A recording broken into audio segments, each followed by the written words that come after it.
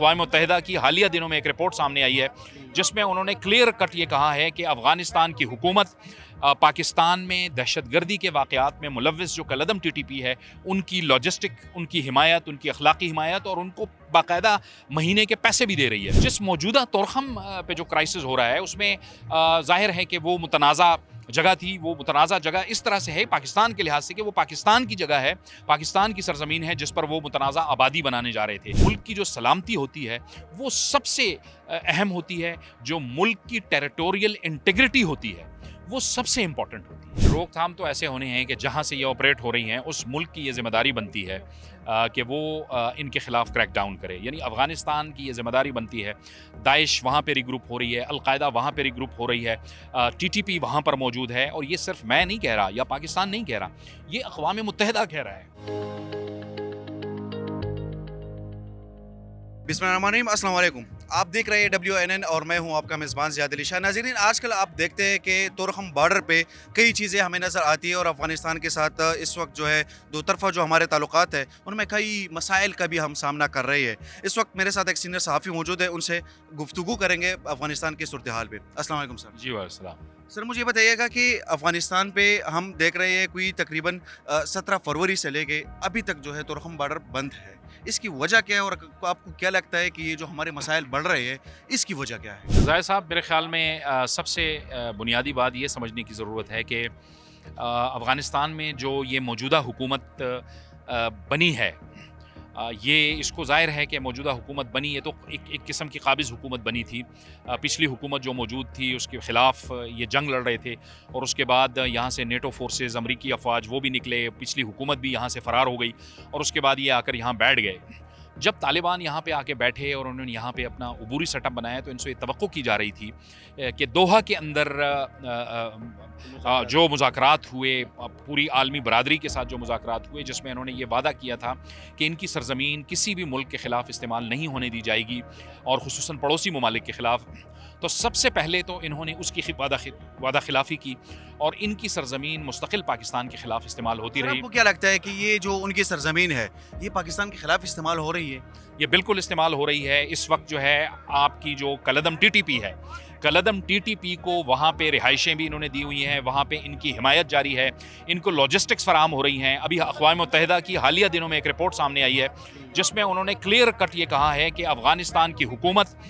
پاکستان میں دہشت گردی کے واقعات میں ملوث جو کالعدم ٹی ٹی پی ہے ان کی لاجسٹک، ان کی حمایت، ان کی اخلاقی حمایت اور ان کو باقاعدہ مہینے کے پیسے بھی دے رہی ہے۔ تو میرے خیال میں یہ تمام وہ واقعات ہیں جس کی بنیاد پہ پاکستان اور افغانستان کے تعلقات بہتری کی طرف نہیں جا رہے۔ پاکستان نے بارہا افغانستان کو کہا ہے کہ آپ اپنی سرزمین نہ استعمال ہونے دیں، جو آپ کے ہاں ٹی ٹی پی کے لوگ ہیں ان کو آپ کسی بھی صورت اجازت نہ دیں کہ وہ پاکستانی سرحد کراس کر کے پاکستان میں حملے کریں۔ جس موجودہ طورخم پہ جو کرائسس ہو رہا ہے اس میں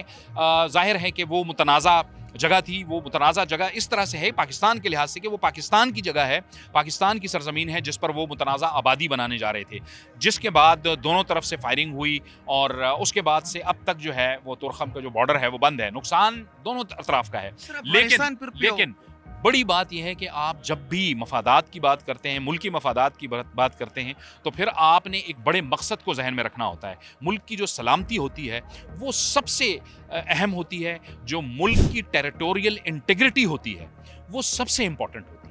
سر یہ بتائیے گا کہ جب افغانستان کی ہم بات کرتے ہیں کہ پاکستان جو ہے ان کے حوالے سے کہتا ہے کہ یہ لوگ جو ہے ان کا سرزمین جو ہے وہ پاکستان کے خلاف استعمال ہو رہا ہے، لیکن جب ان کے پاس چلے جاتے ہیں تو افغانستان کے لوگ اپنے گلے شکوے کرتے ہیں پاکستان سے۔ وہ ان کے جو گلے شکوے ہیں وہ بالکل بیجا گلے شکوے ہیں۔ پاکستان نے ایک زمانے سے پاکستان کی جو پالیسی ہے وہ ایک آزاد اور خود مختار افغانستان کی اور پیسفل افغانستان کی پالیسی ہے، اور پاکستان آپ دیکھیں کہ جتنے بھی بین الاقوامی فورمز ہیں، پاکستان وہ واحد ملک ہے جو افغانستان کے لیے آواز اٹھاتا رہا ہے۔ ایسے وقت میں کہ اب بھی افغانستان کی سرزمین پاکستان کے لیے استعمال ہو رہی ہے،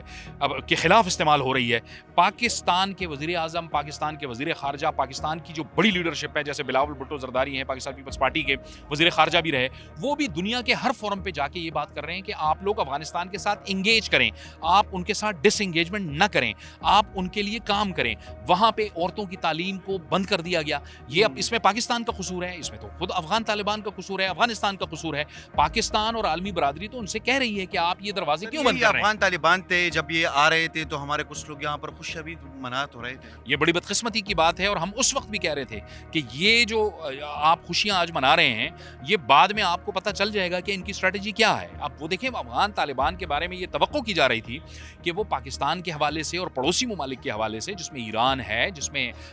دیگر ممالک ہیں, ان کی جو پالیسی ہوگی وہ بڑی دو ٹوک ہوگی, لیکن ان کی سرزمین استعمال ہو رہی ہے. لیکن دوسرے جو ممالک ہیں, آپ دیکھیں ایران کو لے لیں, آپ دوسرے ممالک کو دیکھ لیں,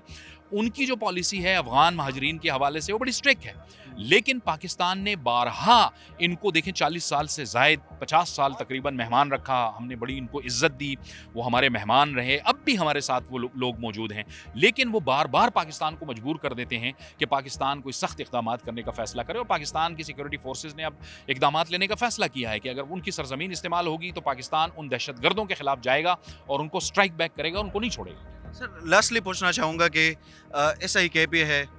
حافظ گل بہادر گروپ ہے, ٹی ٹی پی ہے, بلکہ افغان طالبان کا بھی میں ذکر کروں گا یہاں پہ, یہ ساری جتنی بھی